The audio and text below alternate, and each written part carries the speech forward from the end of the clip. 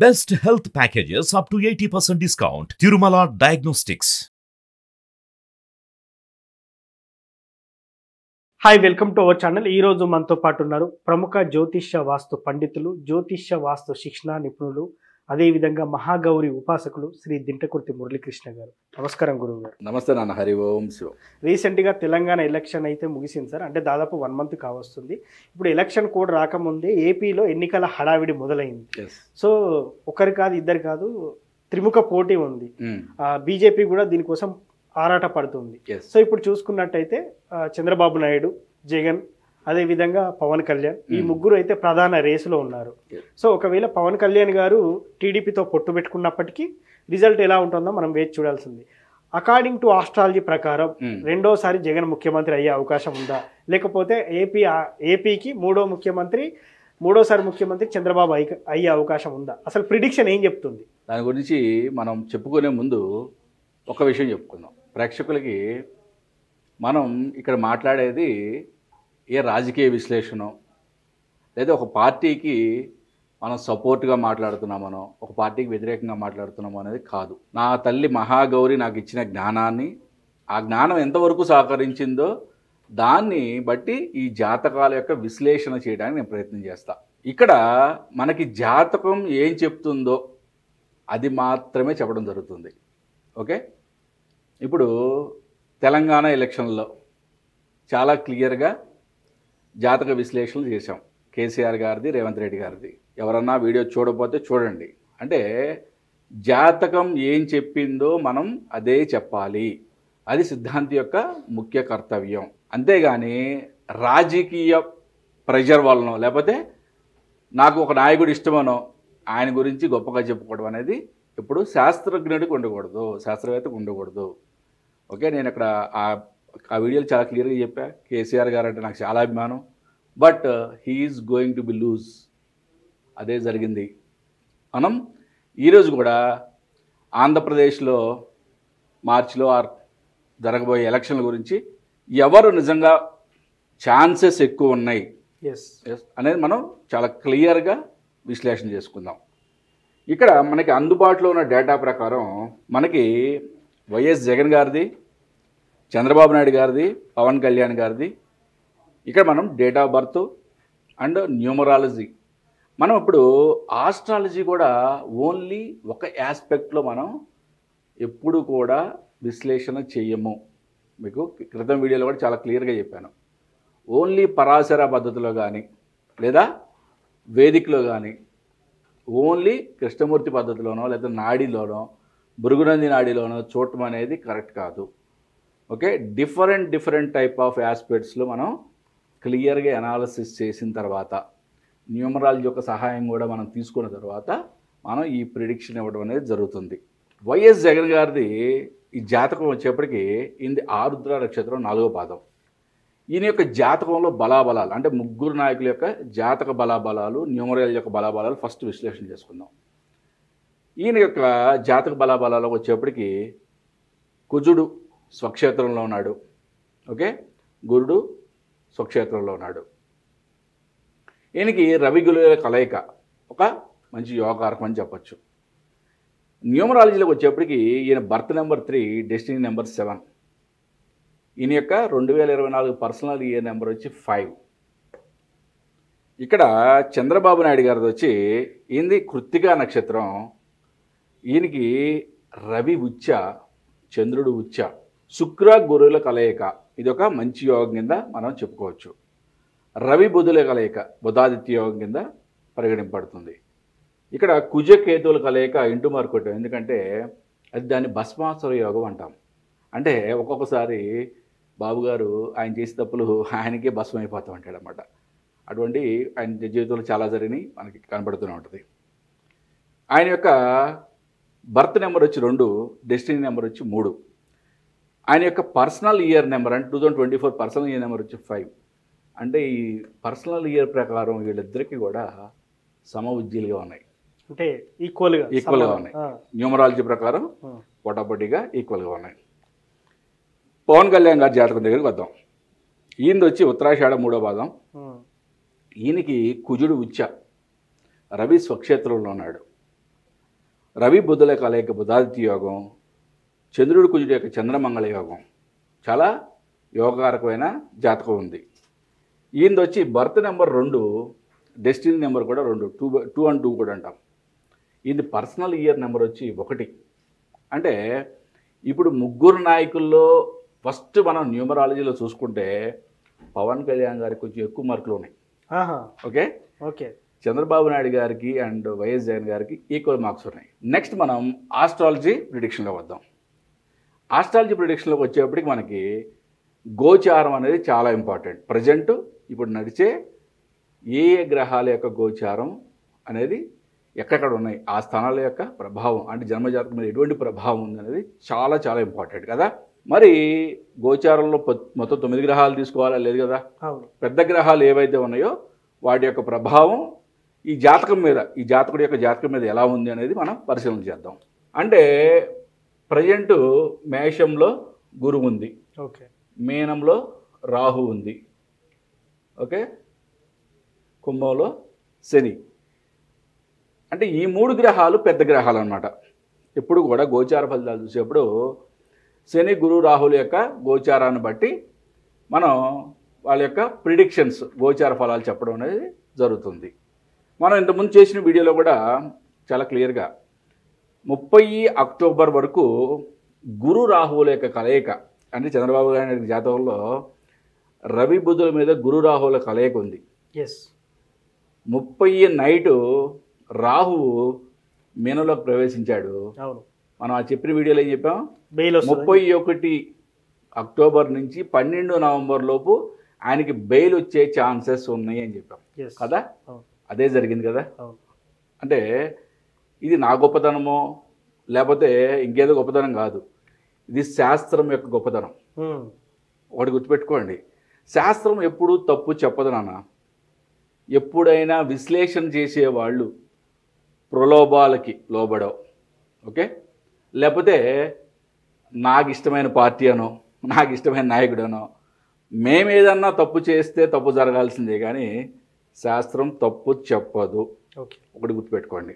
ఇప్పుడు జనరల్గా ఏంటంటే మనకి అంటే పూర్వకాలంలో రాజులు యుద్ధాలు, అంటే ఒక రాజ్యం మీద ఏ రాజు గెలుస్తాడు అనేటప్పుడు చూసుకునే గ్రహస్థితులు, గ్రహాల యొక్క కాంబినేషన్స్ వేరే. ఇప్పుడు మనం చూసే ఈ ప్రస్తుత రాజకీయాలు అంటే కుట్రలు కుతంత్రాలతో కూడుకున్న రాజకీయాలు కాబట్టి ఇప్పుడు మనం చూసుకునే గ్రహస్థితులు, గోచార ఫలాలు వేరే ఉంటాయి అన్నమాట. ఒకప్పుడు రవి, గురుడు, కుజుడు వీళ్ళ యొక్క కాంబినేషన్ ఎంత బలంగా ఉంది అని చూసి వాళ్ళకి ప్రిడిక్షన్ చెప్పేవాళ్ళం. అంటే శాస్త్రం ఆ విధంగా ఆచరించేది. బట్ ఇప్పుడు కుట్రలు కుతంత్రాలతో ఉన్న రాజకీయాలకి శని రాహులు ఎంత బలంగా ఉన్నారని చూడాలి ప్రస్తుత రాజకీయాలకి. ఇప్పుడు మనం శని రాహులతో పాటు రవి గురువుల బలం కూడా చూద్దాం. ఎందుకంటే ఒకప్పుడు రాజరికమైన కానీ ఆ బలం కూడా ఇంపార్టెంట్.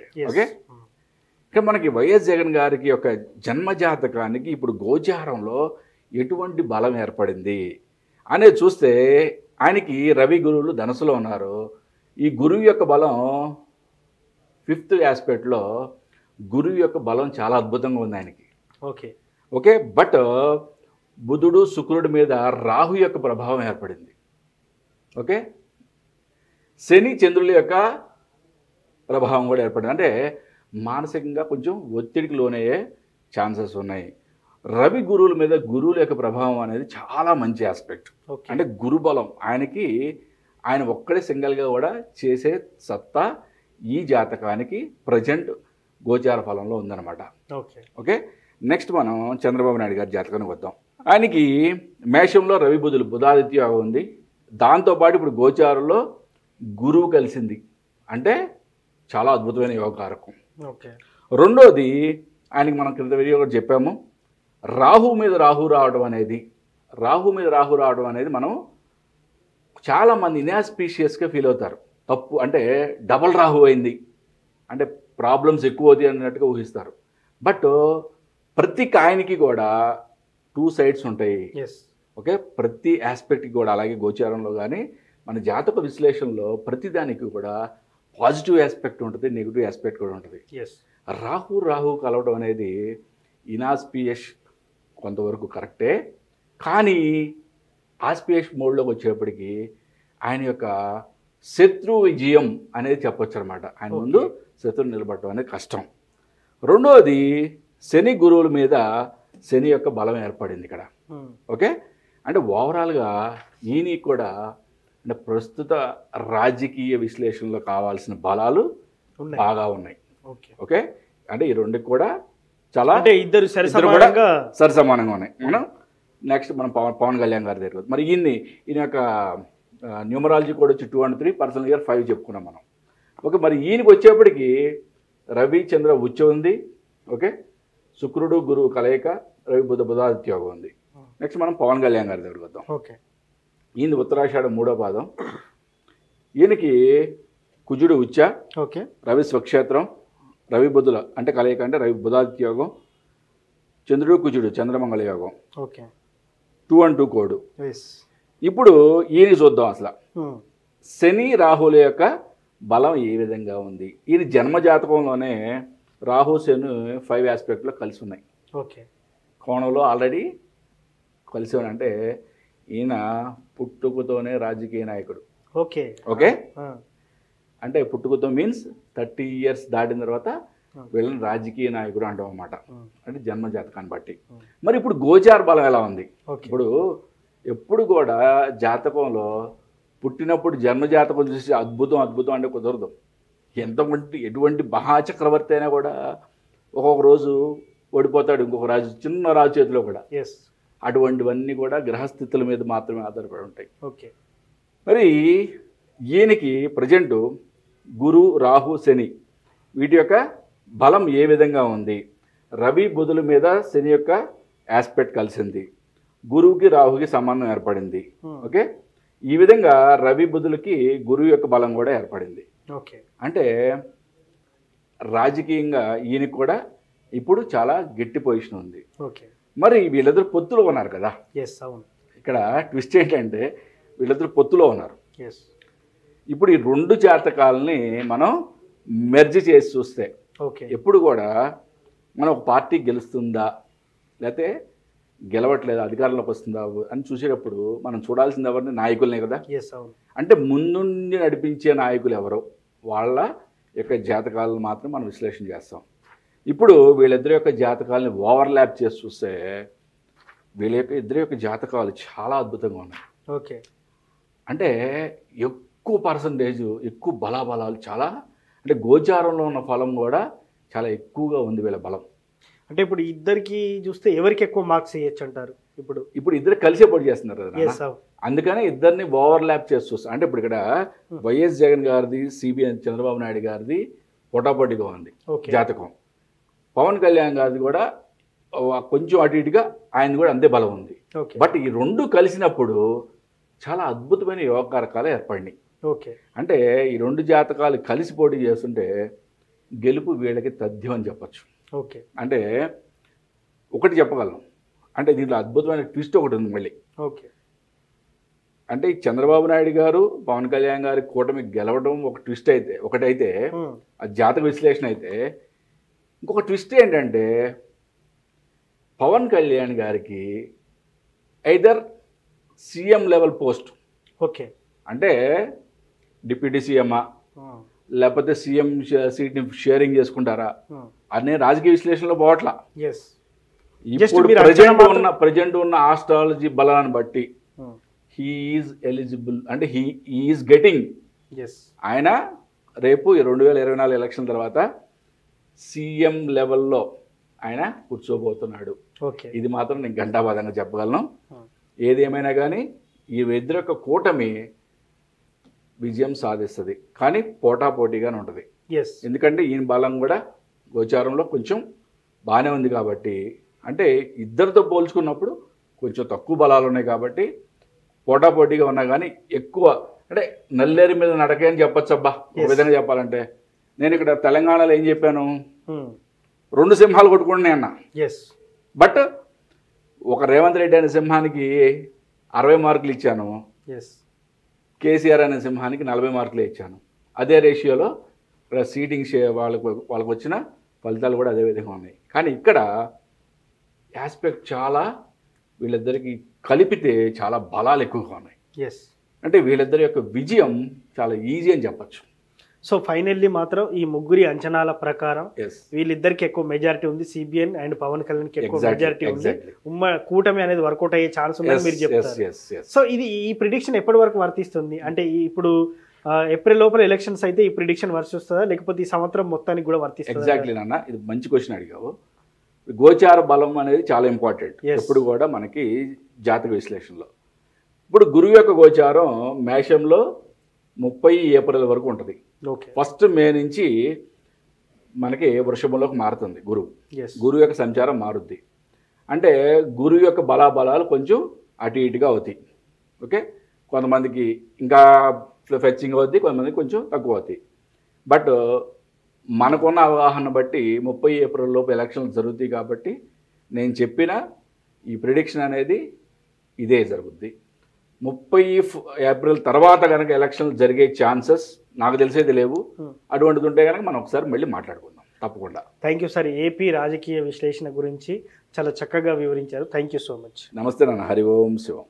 సో చూశారు కదా, ఏపీ హారోస్కోప్ ప్రిడిక్షన్ ప్రకారం చంద్రబాబు నాయుడు, పవన్ కళ్యాణ్, అదేవిధంగా జగన్ గారి జాతకం ప్రకారం చూసినట్టయితే ఎవరు ముఖ్యమంత్రి కాబోతున్నారని చెప్పేసి ప్రిడిక్షన్ వేస్తే మనకు అంచనాల ప్రకారం చెప్పారు. సో ఇది జరగబోయేది ఏప్రిల్ లోపల మాత్రం ఈ ప్రిడిక్షన్ వర్తిస్తుందని చెప్పొచ్చు అని కూడా గురువు గారు చెప్తున్నారు. ఇది వాటి కార్యక్రమం. మరో కార్యక్రమంలో మళ్ళీ కలుద్దాం. Thank you.